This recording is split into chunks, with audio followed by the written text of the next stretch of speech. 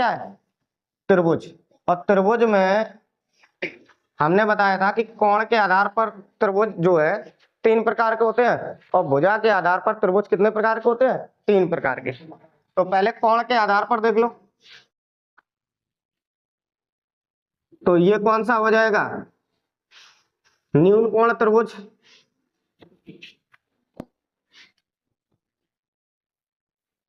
ठीक है, समकोण त्रिभुज। ठीक है, और अधिक कोण त्रिभुज।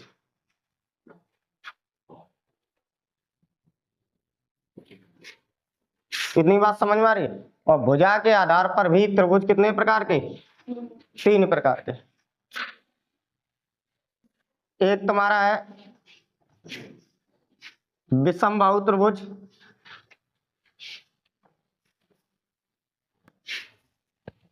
एक दूसरा है समबाहु त्रिभुज, समद्विबाहु त्रिभुज, और चौथा है समबाहु त्रिभुज। कितनी बात समझ में आ रही है?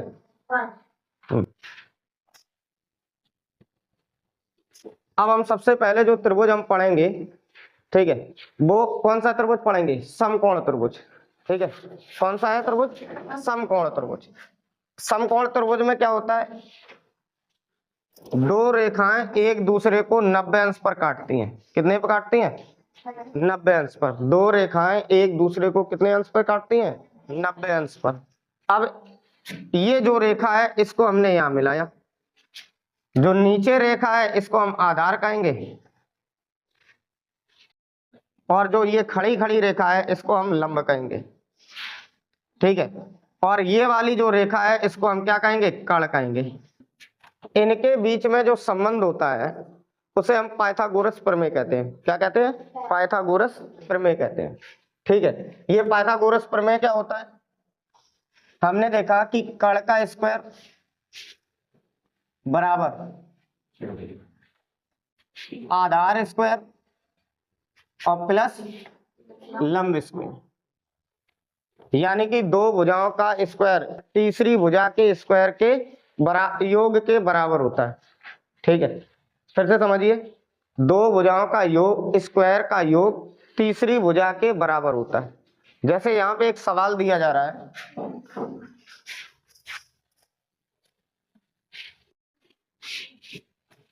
ये 9 दिया जा रहा है और ये 12 दिया जा रहा है, और यहाँ पे क्वेश्चन मार्क लगा दिया। ठीक है, क्या लगा दिया? Question mark. या फिर हमने कहा कि एक समकोण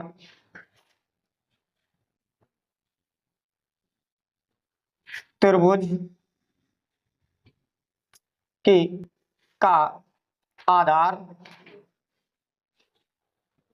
9 सेंटीमीटर, लंब 12 सेंटीमीटर, तो कर्ण ज्ञात करो। बात समझ में आ रही है? या तो सवाल चित्र में दिया जाएगा या सवाल भाषा में दिया जाएगा। ठीक, हमारे पास हमने तुरंत लिखेंगे कि कर्ण स्क्वायर बराबर आधार स्क्वायर प्लस लंब स्क्वायर। ठीक है, कर्ण कितना है? कर्ण तो पूछे क्या है? कर्ण स्क्वायर बराबर आधार कितना है? आधार बेटा 9 है, तो 9 का स्क्वायर प्लस 12 का स्क्वायर।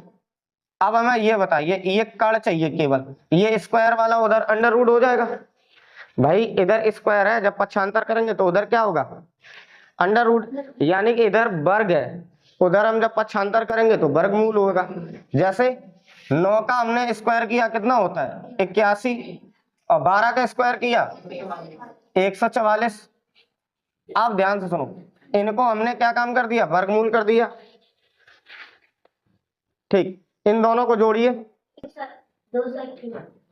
जैसे हमने इनको जोड़ा, देखो ध्यान से, 1 और 4 5, और 8 और 4 कितना हुआ?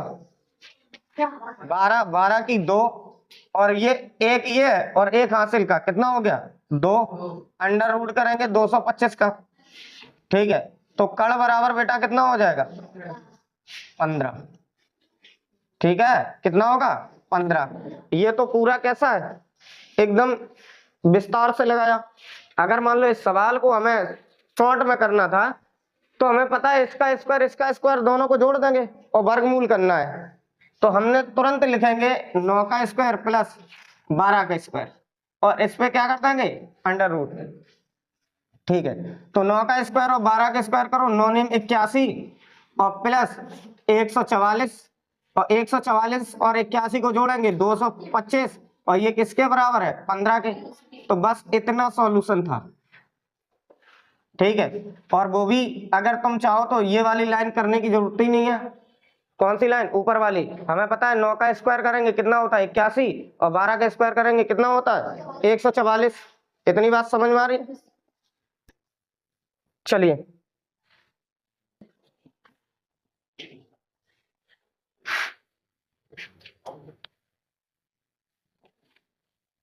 यहाँ पे हमने अभी जो त्रिभुज पढ़ा है वो कौन सा त्रिभुज पढ़ा है समकोण त्रिभुज। इसमें देखो ये त्रिभुज है ए, ये कितना है बी, ये कितना है सी। हमने यहाँ बोला ये कितना है 50 सेंटीमीटर और ये तुम्हारा है 40 सेंटीमीटर। तो सबसे पहले तुम्हें इसका क्या निकालना है आधार ज्ञात करो। ठीक है, सवाल पहला सवाल क्या है, एक समकोण त्रिभुज का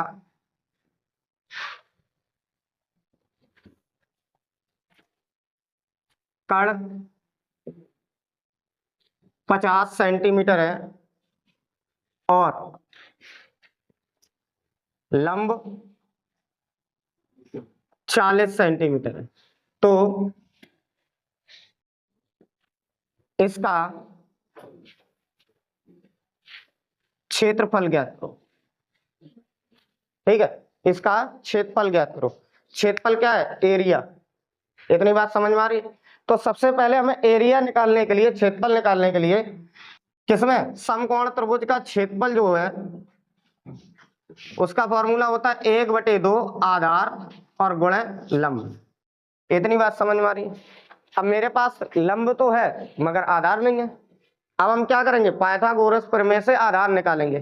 ठीक है, तो पाइथागोरस प्रमेय से हमने बताया था कि कर्ण का स्क्वायर बराबर आधार स्क्वायर प्लस लंब स्क्वायर। ठीक है, इतनी बात समझ में आ रही। इस समय कर्ण कितना है 50, तो 50 का स्क्वायर कर लो, आधार का स्क्वायर और लंब कितना था 40। बहुत बढ़िया, इसका स्क्वायर। अब हम क्या करेंगे इस 40 को इधर ले आएंगे, तो 50 का स्क्वायर कितना हुआ 2500 और माइनस 40 का स्क्वायर करोगे 1600 बराबर ये कितना है आधार स्क्वायर। अब इस स्क्वायर का इधर पक्षांतर करोगे 2500 में से 1600 घटाइए 900 वर्गमूल लगा दो तो ये कितना आया आधार। तो आधार बेटा कितना आ गया 30। इतनी बात समझ में आ रही है। आधार कितना आ गया 30। तो हमने यहाँ देखा आधार कितना हो गया 30। अगर वो तीसरी भुजा पूछता ठीक है तो क्या हो जाता है 30 सेंटीमीटर, जबकि उसने क्या पूछा था इसका क्षेत्रफल। क्षेत्रफल कितना होता है 1/2 आधार गुणे लंब। ठीक है, हमने यहाँ पे लिखा 1/2 आधार बेटा कितना था 30 और गुणे 40। 2 से हमने 40 काटा कितनी बार गया 20 बार। अब हमने 30 गुणे 20 कर दिया, तो इन दोनों का गुणा करेंगे कितना हो जाएगा 3 दूनी 6, 600 सेंटीमीटर स्क्वायर। इतनी बात समझ में आ रही है। या फिर सवाल में इसका परिमाप पूछ देते, क्या पूछ देते परिमाप बोल देते हैं इस त्रिभुज का परिमाप ज्ञात करो। चाहे कैसा भी त्रिभुज हो, अगर उसकी तीनों भुजाएं तुम्हें पता है तो तीनों भुजाओं को जोड़ दो 30 प्लस 40 और प्लस 50। तो इनको जोड़ो, ये कितना हुआ 3 और 4 7, 7 और 5 12, यानी कि 120 हो जाएगा सेंटीमीटर। आगे देखो, ये तुम्हारा एक त्रिभुज है ए बी सी और ये त्रिभुज कैसा है एक समकोण त्रिभुज है। हमने लिखा एक सम कोण त्रिभुज का आधार 5 मीटर और कण 13 मीटर है, तो इसका लंब ज्ञात करो। पहला सवाल क्या बन जाएगा? लंब। दूसरा सवाल इसका क्या बनेगा? परिमाप। और तीसरा सवाल क्या बनेगा? क्षेत्रफल। ठीक है, ज्ञात करो। सवाल को ध्यान से समझो। जैसे हमें इसका लंब निकालना है तो हम क्या करेंगे? आधार का स्क्वायर और प्लस लंब का स्क्वायर बराबर क्या होता है? कण स्क्वायर। होगा कि नहीं? तो आधार मेरे पास कितना था? 5 का स्क्वायर प्लस लंब स्क्वायर। लंब पता नहीं है। कण कितना था? 13 का स्क्वायर। इसको उधर ले जाओ। अगर ये इधर किस में है? प्लस में। इधर ले जाओगे किस में हो जाएगा? माइनस में। हमने यहाँ पे लिखा लंब स्क्वायर बराबर 13 का स्क्वायर। 13 का स्क्वायर कितना होता है? 169। और माइनस 5 का स्क्वायर कितना होता है? 25। अब हमें लंब निकालना है तो इसको अंडर रूट कर दो। 169 में से 25 को घटाइए। 169 में से 25 को घटा दीजिए, कितना हुआ? 144। तो यहाँ पे लंब बेटा कितना हो गया? 12। ठीक है, अब हमें पता हो गया ये 12 है। कितना है? 12। अब तुमसे परिमाप पूछा जा रहा है। क्या पूछा जा रहा है? परिमाप। तो परिमाप के लिए हमने क्या बताया था? तीनों भुजाओं का योग करना है। तो 5 + 12 + 13। इतनी बात समझ में आ रही है? तो इनको हमें क्या करना है? ऐड करना है। 5 और 12 कितना हुआ? 17। 17 और 3 20। 20 और 10 30। यानी कि इन तीनों को जब हम जोड़ेंगे तो इसका परिमाप कितना हो जाएगा? 30 सेंटीमीटर। ठीक है, अगर हम इसका क्षेत्रफल निकालेंगे, क्या निकालेंगे? क्षेत्रफल। तो क्षेत्रफल का फॉर्मूला होता है 1/2 आधार गुणे लंब। हमने लिखा 1/2। आधार बेटा कितना है? 5 और लंब कितना है? 12। 2 से 12 को काट दो 6। 5 का गुणा 6 में करो, कितना हुआ? 30। और इधर हो जाएगा मीटर स्क्वायर। ठीक है, अब जो त्रिभुज है तुम्हारा समबाहु त्रिभुज, इक्विलैटरल ट्रायंगल, ये तुम्हारा त्रिभुज है समबाहु त्रिभुज। ध्यान से सुनो। जैसे ये एक त्रिभुज है, ये तुम्हारा ए बी सी। हमने कौन सा त्रिभुज बताया? सम बाहु त्रिभुज। जैसे मान लो ये भुजा है 8 मीटर, ये भी भुजा कितनी है? 8 मीटर। और ये वाली भी भुजा कितनी है? 8 मीटर। इतनी बात समझ में आ रही है? यानी कि जिस त्रिभुज की तीनों भुजाएं समान हो उसे क्या कहेंगे? समबाहु त्रिभुज कहेंगे। क्या कहेंगे? समबाहु त्रिभुज। ठीक है, अब इसमें जो पूछा जाता है कि भैया इसका परिमाप ज्ञात करो। इस त्रिभुज का परिमाप हमें ये बताइए। परिमाप के लिए हमने क्या बताया था? कोई भी किसी भी प्रकार का त्रिभुज है, अगर तीनों भुजाएं ज्ञात हैं तो उन तीनों भुजाओं को हम क्या कर देंगे? जोड़ देंगे। इतनी बात समझ में आ रही है? मेरे पास 8 + 8 + 8, तो इनका टोटल कितना हो जाएगा? 24। और यूनिट यानी इकाई क्या लिखी थी? मीटर। इतनी बात समझ में आ रही है? अब इसमें क्या पूछा जा रहा है? क्षेत्रफल। सम बाहु त्रिभुज का क्षेत्रफल। ठीक है, तो क्षेत्रफल के लिए इसका एक फॉर्मूला होता है √3/4 और यहाँ पे लिखा है भुजा स्क्वायर। अब हमें ये बताइए, मेरे पास इस समय भुजा कितनी है? 8। ठीक, ये तो चेंज होगा नहीं, तो हमने यहाँ लिखा √3/4 और गुणे 8 × 8। कोई दिक्कत? 4 से इसे काट दो। कितनी बार जाएगा? 2 बार। और 8 का गुणा जब हम 2 में करेंगे कितना हो जाएगा? 16। और ये बचा कितना है? √3। और देखो यहाँ पे भुजा को 2 बार गुणा किया गया है, तो हम क्या कर देंगे, जो इकाई है उसका डबल स्क्वायर कर देंगे, यानी कि मीटर स्क्वायर कर देंगे। अब तुमसे पूछा जा रहा है सम बाहु त्रिभुज की ऊंचाई, ऊंचाई को इंग्लिश में बोलते हैं हाइट। अब इसमें ऊंचाई कहां से होगी, जैसे मान लो ये, ठीक है, इस पर एक हमने क्या डाल दिया, लंब डाल दिया, यानी परपेंडिकुलर। तो समबाहु त्रिभुज की ऊंचाई जो होगी उसका फॉर्मूला है √3/4 और गुणा भुजा। इतनी बात समझ में आ रही है। मेरे पास भुजा कितनी है समबाहु त्रिभुज की, 8। हमने यहाँ लिखा √3 और बटे 4 गुणा 8। 4 से इसे काटो, कितनी बार जाएगा, 2 बार, और 2 का हम गुणा किस में कर देंगे, √3 में। तो ये बेटा कितना हो जाएगा, 2√3, और इकाई कितनी थी, मीटर। तो यहाँ से हमने 3 चीजें पूछी जाती है, तीनों बता दी। आगे देखो, एक और सवाल दिया गया था कि एक त्रिभुज है, ठीक है, और इसकी तीनों भुजाएं समान है, 20 मीटर 20 मीटर 20 मीटर। इतनी बात समझ में आ रही है। तो ये कौन सा त्रिभुज हो जाएगा, समबाहु त्रिभुज। इसका अगर परिमाप पूछा जा रहा है तो हम तीनों भुजाओं को जोड़ देंगे, 20 + 20 और प्लस 20, तो ये कितना हो जाएगा, 60 मीटर। इतनी बात समझ में आ रही है। समबाहु त्रिभुज का अगर क्षेत्रफल पूछ रहे हैं, इसका एरिया अगर पूछ रहे हैं, तो फॉर्मूला क्या होता है, √3/4 और भुजा स्क्वायर। हमने यहाँ पे लिखा √3 और बटे में 4 गुणे 20 गुणे 20। इसको हमने काटा, कितनी बार गया, 5 बार। 5 का गुणा 20 में किया, कितना हुआ, 100। तो हमने यहाँ पे लिखा 100 और ये √3 पीछे लगा दिया, ठीक है। और यूनिट कितनी हो जाएगी, मीटर स्क्वायर। कोई दिक्कत। समबाहु त्रिभुज की ऊंचाई ज्ञात करनी है, तो समबाहु त्रिभुज की ऊंचाई ज्ञात करने के लिए क्या होगा, √3/4 और भुजा कितनी थी, 20, यानी 20। 4 से हमने 20 को डिवाइड कर दिया, तो कितनी बार जाएगा, 5 बार। 5 का हमने इसमें गुणा किया, 5 √3, ठीक है, ये 3 हो गया, और इकाई कितनी हो गई, मीटर।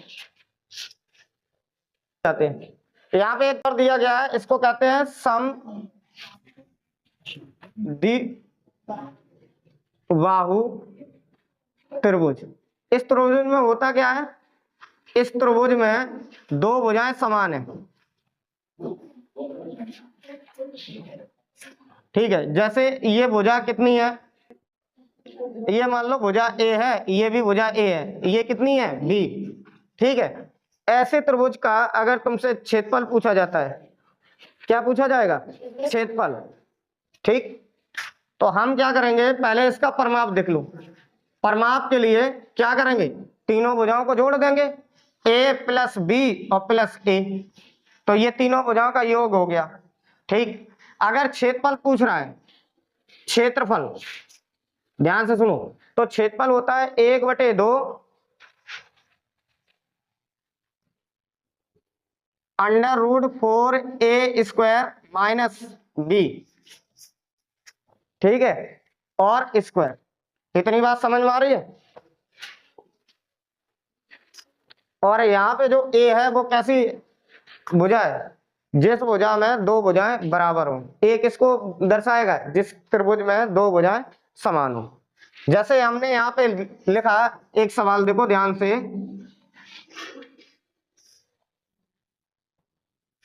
ये मेरे पास एक त्रिभुज है, ये कितना है, 20, ये कितना है, 20, और ये भुजा कितनी हो गई, 10।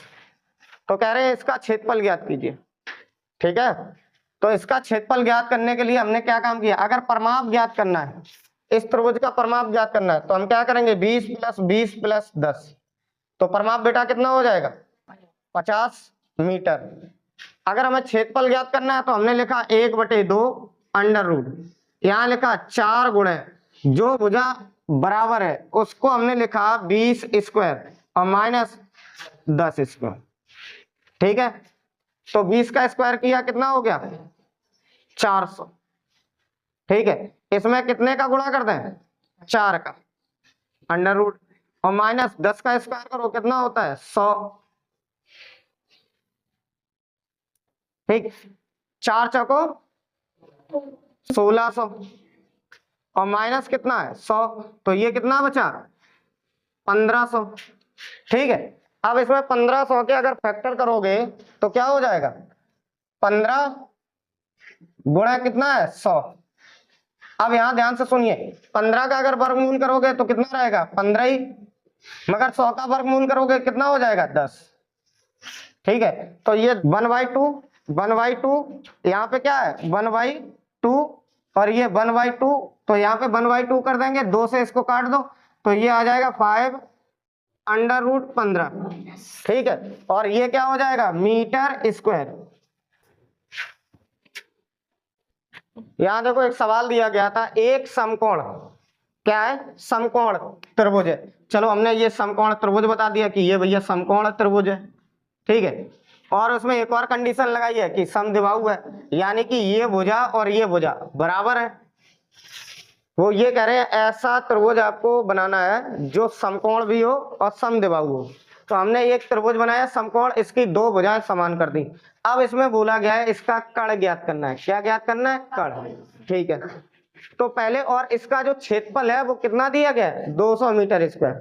तो हमें पता है कि इसका जो क्षेत्रफल है, तो हम समकोण त्रिभुज का क्षेत्रफल जो निकालते हैं, कितना दिया गया भैया 200 मीटर स्क्वायर। इतनी बात समझ में आ रही है। फिर हम लिखते थे 1/2 आधार गुणे लंब। तो हमने यहाँ पे लिखा 1/2, आधार भी ए है और लंब भी ए है। ये किसके बराबर था 200। 200, इस 200 2 का गुणा किस में कर देंगे 200 में, तो ये तुम्हारा 200 गुणे 2 बराबर कितना हो जाएगा 400। ए का गुणा ए के साथ करेंगे ए स्क्वायर, तो ए बराबर क्या हो जाएगा √400। ठीक है, ए बराबर कितना होगा √400। 400 का वर्गमूल करो कितना हो जाएगा 20। हमें पता हो गई कि ये भुजा कितनी है 20 और ये भुजा कितनी है 20। अब हमें क्या निकालना है, कर्ण निकालनी। क्या निकालना, कर्ण। तो यहां से फॉर्मूला क्या होता है, कर्ण स्क्वायर बराबर आधार स्क्वायर प्लस लंब स्क्वायर। आधार कितना था 20 का स्क्वायर और प्लस 20 का स्क्वायर, ये कितना हो गया 400 प्लस 400। 400 और 400 को जोड़ो कितना हुआ 800। और ये किसके बराबर था कर्ण स्क्वायर के बराबर। हमें केवल कर्ण चाहिए, तो हम क्या करेंगे इसका वर्गमूल कर देंगे। ठीक है, तो यहां देखो इसका वर्गमूल किया तो ये तुम्हारा किसके बराबर है, देखो 2 गुणे 2 गुणे 2 गुणे 10 गुणे 10। इतनी बात समझ में आ रही। जिसका जोड़ा बन जाए उसको बाहर निकाल लो। 2 का जोड़ा बन रहा है 10 का जोड़ा बन रहा है, तो ये दोनों जब बाहर आ जाएंगे 2 गुणे 10, तो यहाँ कितना बचेगा 2, तो यानी कि ये कितना हो जाएगा 20√2। ठीक है, और तुम्हें एक सरल तरीका बताए, एक हमने वर्ग पढ़ाया था। क्या पढ़ाया था, वर्ग। वर्ग में ये भुजा और ये भुजा समान थी, इसका विकर्ण निकालना था। तो अगर ये a है ये भी a है, तो ये कितना होगा a√2। तो इसको हम डायरेक्ट भी कर सकते थे। ये कितना है 20, ये कितना है 20, तो कर्ण कितना हो जाएगा 20√2। इतनी बात समझ में आ रही है, डायरेक्ट भी कर सकते थे। घन को इंग्लिश में क्या कहते हैं, क्यूब।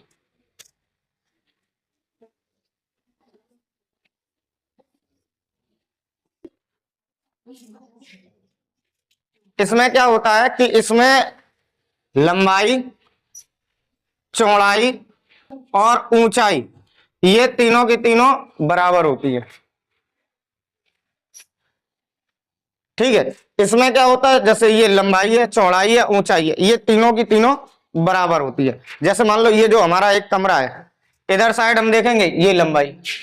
ठीक है, मान लो ये तुम्हारी क्या हो गई ऊंचाई, ये लंबाई और ये वाली चौड़ाई, ये तीनों की तीनों बराबर हैं। जैसे कोई कमरा है 10 मीटर का, ठीक है, एक कमरा है 10 मीटर का जिसकी ऊंचाई कितनी है 10 मीटर और चौड़ाई कितनी है 10 मीटर। तो हमने यहां पे कहा एक घन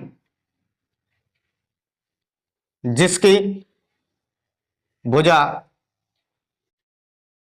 10 मीटर है, तो इसका संपूर्ण पृष्ठीय क्षेत्रफल ज्ञात।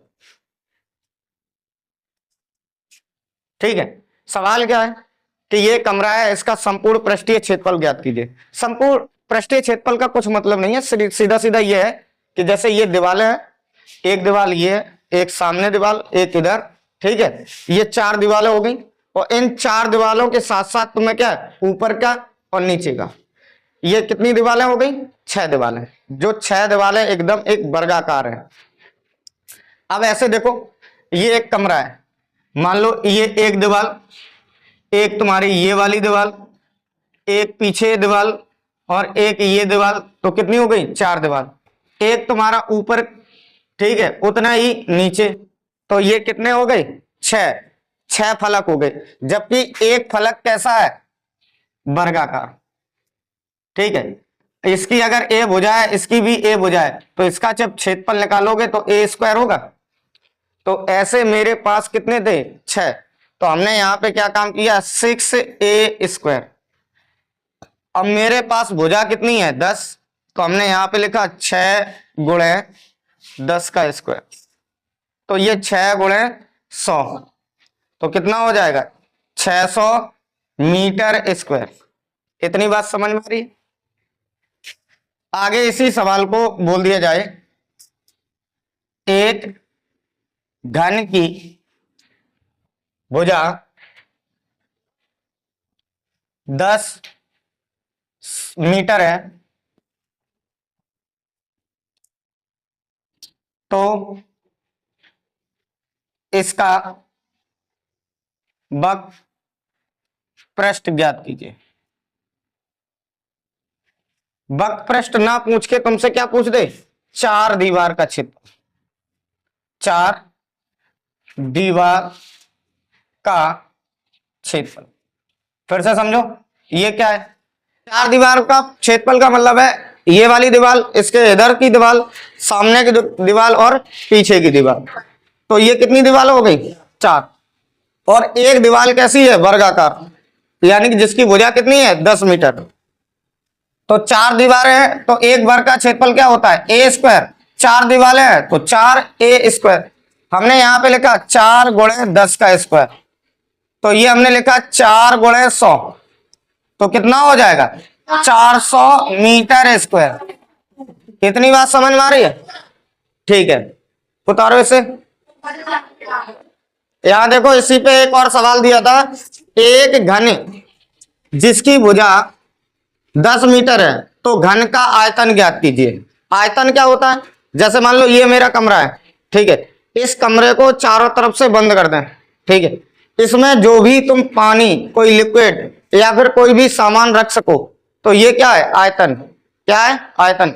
जैसे मान लो ये मेरे पास एक बोतल है, ठीक है, इसमें जो पानी भरा है, इसके आयतन के बराबर पानी है। बात समझ में आ रही है, ठीक। हाँ, तो आयतन का मतलब यही है कि जो कमरा है, इसमें कितना पानी आ सकता है, कितनी हवा आ सकती है, कितना, ठीक है, कोई भी पदार्थ आ सकता है, तो इसका मतलब होता है घन का आयतन। घन का आयतन का फॉर्मूला होता है ए क्यूब। क्या होता है, ए क्यूब। तो हमने यहाँ पे क्या काम किया, ए का मतलब कितना है, 10, 10 गुणे 10 गुणे 10, ठीक, तो ये कितना हो गया, 1000 मीटर क्यूब। यहां पे घात कितनी है, 3, तो यहां पर भी घात। घन की भुजा 10 मीटर है, तो घन का विकर्ण ज्ञात कीजिए। तो ये जो घन का विकर्ण है, इसका फॉर्मूला होता है भुजा √3। तो मेरे पास इस समय भुजा कितनी है, 10, हमने यहां पे लिखा 10 √3 मीटर। कितनी बात समझ में आ रही है। एक घन की भुजा कितनी है, 12 मीटर। तो घन का संपूर्ण पृष्ठीय क्षेत्रफल ज्ञात करो। तो संपूर्ण पृष्ठीय क्षेत्रफल का फॉर्मूला क्या होता है, 6a स्क्वायर। तो हमने यहां देखा 6 गुणे a कितना है, 12 का स्क्वायर।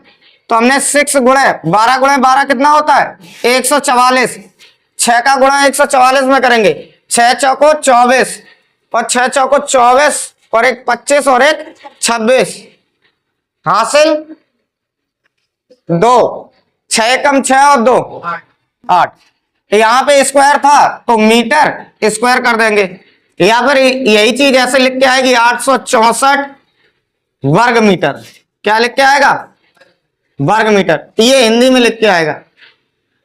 ठीक है, यहाँ पे बोला जा रहा है जैसे भुजा कितनी है 10 मीटर, तो घन का वक्र पृष्ठ ज्ञात कीजिए। वक्र पृष्ठ बोल दे या फिर चार दीवार का क्षेत्रफल बोल दे, चार दीवार का क्षेत्रफल। इतनी बात समझ में आ रही है? कितना होता है 4a स्क्वायर, तो हमने यहाँ पे लिखा 4 गुणे 10 का स्क्वायर 12 का स्क्वायर, तो 12 गुणे 12 करोगे कितना हो 144। इसमें कितने का गुणा? 4 का। 4 चको 16, हां से ले 4 चको 16 और एक 17, और 4 एकम 4 और एक 5। यहाँ पे स्क्वायर था तो मीटर स्क्वायर। आगे क्या बोला गया है? घन का आयतन ज्ञात कीजिए। तो भुजा कितनी है 12, तो हम देखेंगे घन का आयतन का फॉर्मूला क्या होता है ए क्यू, यानी कि भुजा की घात 3। तो हमने यहाँ पे लिखा 12 की घात 3, तो जब 12 की घात 3 का मतलब होता है 12 गुणे 12 और गुणे 12, तो ये तुम्हें याद होने चाहिए। तो ये कितना होता है 17 28। यहाँ घातें कितनी थी 3, तो यहाँ पे हम लिखेंगे मीटर क्यूब। ठीक है, और नहीं तो इसको कैसे लिखेंगे 17 28 घन मीटर, घन मीटर। अब देखो ध्यान से, ये बोल रहा है कि घन का विकर्ण ज्ञात करो। विकर्ण क्या होता है?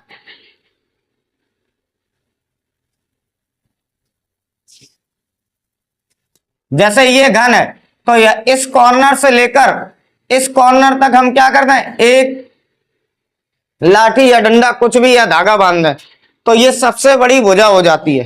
ठीक है, मान लो सवाल दे दिया जाए एक घनाकार कमरा है या वर्गा घन के आकार का कमरा है जिसकी भुजा कितनी है 12 मीटर, इसमें सबसे लंबी भुजा कितनी होगी?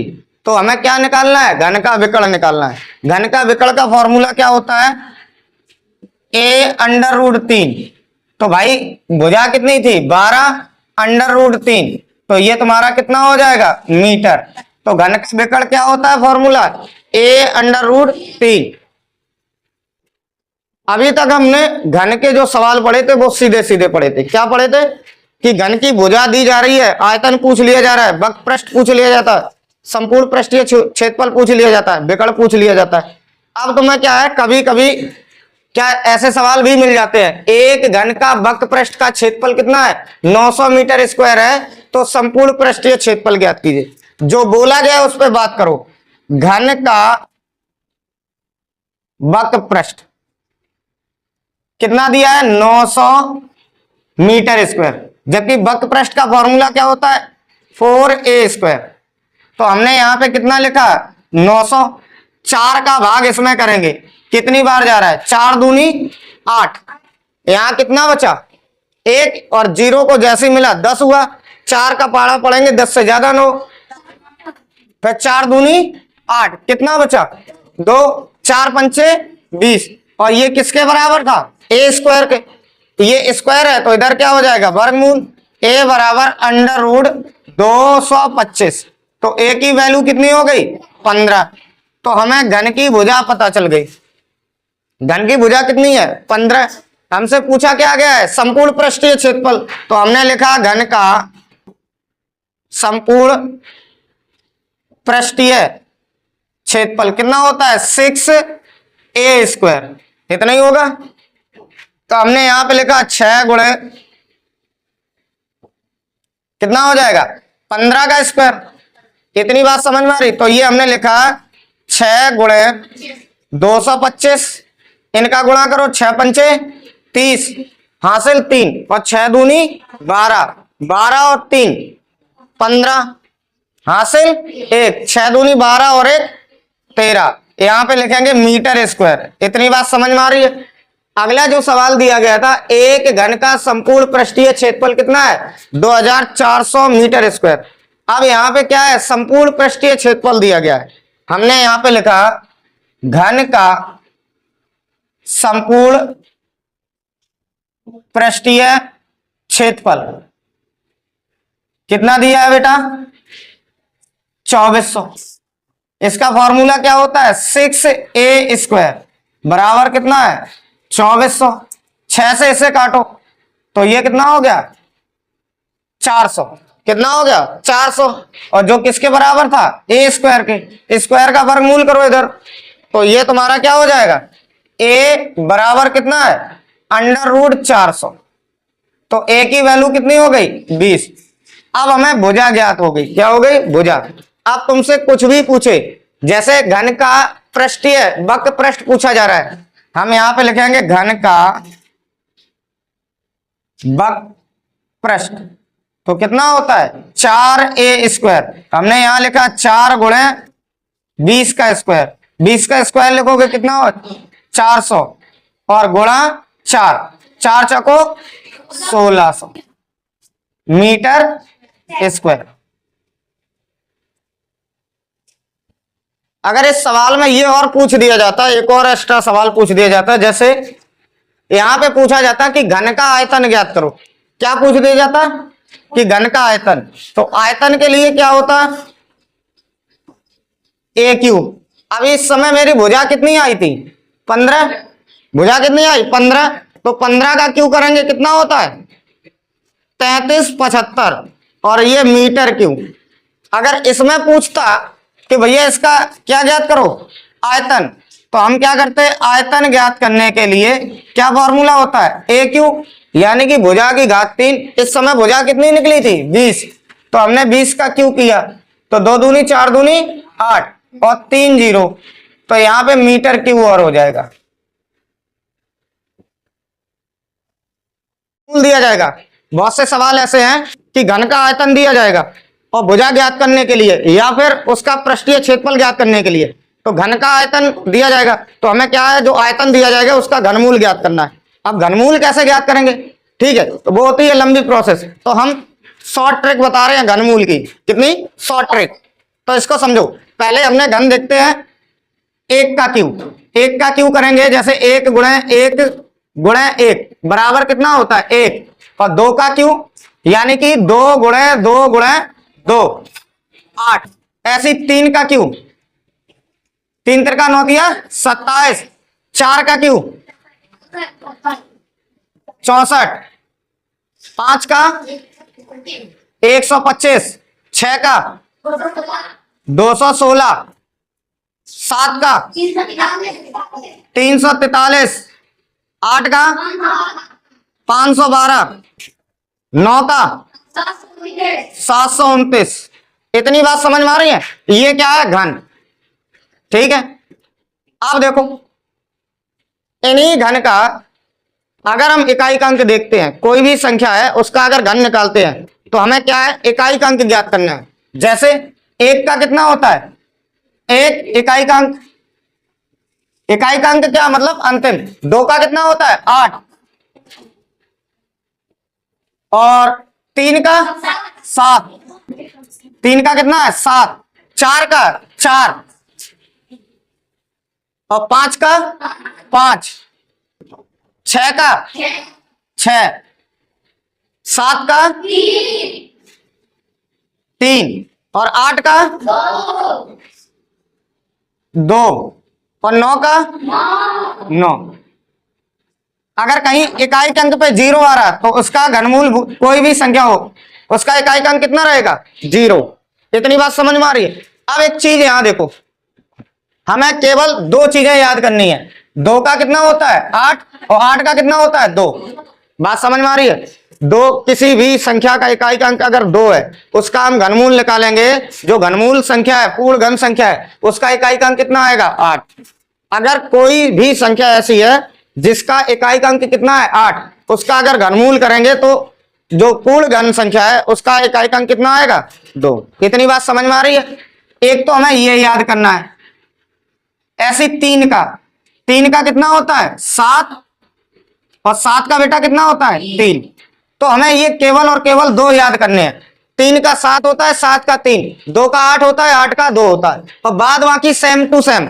जैसे 0 का 0 होता है, 1 का 1 होता है, 4 का 4 होता है, 5 का 5 होता है, 6 का 6 होता है, 9 का 9 होता है। बाद बाकी सेम होते हैं, ठीक है। उतारो इसे। देखो यहां पे एक सवाल दिया जा रहा है, ध्यान से सुनना। सवाल क्या है, एक घन का आयतन 2744 सेंटीमीटर क्यूब है, या फिर यहां पे मीटर क्यूब है। तो घन का वक्र पृष्ठ ज्ञात करो। ठीक है, कितनी बात समझ में आ रही है? यहां देखो क्या बोला गया, घन का वक्र पृष्ठ ज्ञात कीजिए। आयतन दिया गया था, हमने यहां पे लिखा घन का आयतन कितना दिया है, 2744। तो घन का आयतन का फॉर्मूला क्या होता है, ए क्यू बराबर कितना है, 2744। अब इसका ये क्यू है, यानी कि घन है, उधर ले जाएंगे घनमूल होगा। तो हमने यहां पे क्या काम किया, 2744 का घनमूल किया। बस यही सबसे बड़ी समस्या, कि अगर हम 2744 का घनमूल गुणनखंड विधि से करेंगे तो समय लगेगा। अब हम क्या अपनाते हैं, ट्रिक। हमने यहां पे ट्रिक देखो, ट्रिक में क्या है, यहां लिखा 2744। तो ये बताओ इसका इकाई अंक जो है 4। तो बताओ ऐसी कौन सी संख्या है जिसका घनमूल करने पर इकाई अंक कितना है, 4। 4 का कितना आएगा, 4 का। इतनी बात समझ में आ रही है? और घनमूल में 3 संख्याएं पीछे से छोड़ दो, अब बचा कितना है, 2। अब 2 से छोटा पूर्ण घन बताओ कौन सा है, 1। तो ये किसका है, 14 का। तो मेरे पास भुजा बराबर कितनी हो गई, 14। सवाल क्या पूछा गया था, सवाल पूछा गया था घन का वक्र पृष्ठ ज्ञात करो। तो घन का वक्र पृष्ठ कितना होता है, 4a²। हमने लिखा 4 गुणे 14 गुणे 14। 14 गुणे 14 करोगे कितना होता है, 196 इंटू 4। इसका गुणा इसके साथ करो तो कितना हो जाएगा, 4 छिंग 24। 4 छिंग 24 की 4 हासिल 2, और 4 का गुणा 9 में करेंगे, 9 चौको 36 हासिल की 2, 38। यहां हमने लिखा 38 हासिल 3, 4 एकम 4 और 3 7। तो ये तुम्हारा 784 और क्या हो जाएगा, मीटर स्क्वायर। इतनी बात समझ में आ रही है? अब हमें ऐसे ही कुछ संख्याओं के घनमूल ज्ञात करने हैं। जैसे पहली संख्या जो दी गई है, हमने यहां पे दिया है 47 45 52। अब हमें ये बताइए इकाई का अंक जो है, ठीक है, कितना है, 2। 2 बताओ किसका होता है, 8 का होता है। हमने यहां पे लिखा 8, और 3 अंकों को हम भूल जाते हैं। कितने अंकों को, 3 अंकों को। 474 से छोटा पूर्ण घन किसका होता है, 8 का कितना होता है, 512 होता है। ठीक है, ऐसे 7 का 43। तो ये कितना हो जाएगा भैया, इससे छोटा पूर्ण घन कौन सा है, 7 का। तो ये कितने का है, 78 का। इतनी बात समझ में आ रही है? आगे संख्या देखो, जैसे हमने यहां दिया 37 32 48। इतनी बात समझ में आ रही?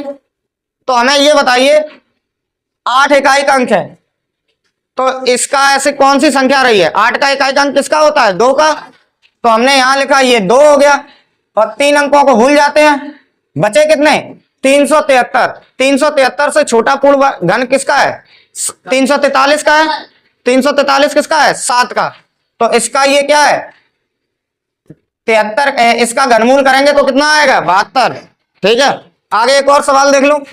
जैसे यहां पे हमने सवाल दिया 12 167। ठीक है, अब 7 का इकाई का अंक किसका होता है, बताओ भाई, 3 होता है, और ये 3 अंक हमारे कोई काम के नहीं। अब हमें ये बताइए ये 12 से छोटा पूर्ण घन किसका होता है, 2 दूनी 4 दूनी 8। तो यहां पे हम कितना लिखेंगे, तो ये 23 का क्या है, घनमूल। ये 23 का घन है, ऊपर वाली 12 167। इतनी बात समझ में आ रही है? एक और सवाल देख लो।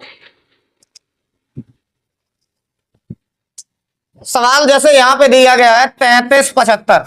ठीक है, 740 और 88, और देख लो 17, 56, 16, ये मान लो संख्याएं हैं 3, हमें इनके क्या निकालने हैं, घनमूल निकालने हैं। क्या निकालने हैं, घनमूल। तो ये बताइए 6 का किसका होता है, 6 का होता है, ठीक है।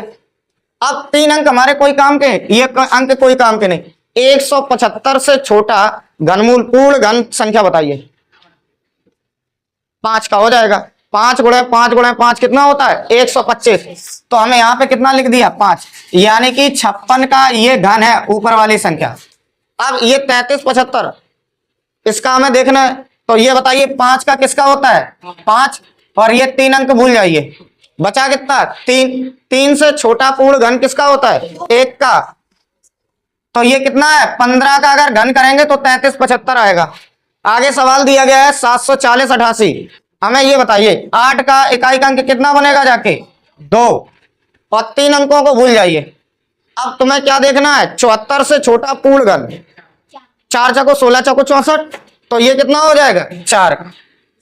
और यानी कि ये 42 का अगर घन करोगे तो कितना आएगा, 740, 88। बात समझ में आ रही।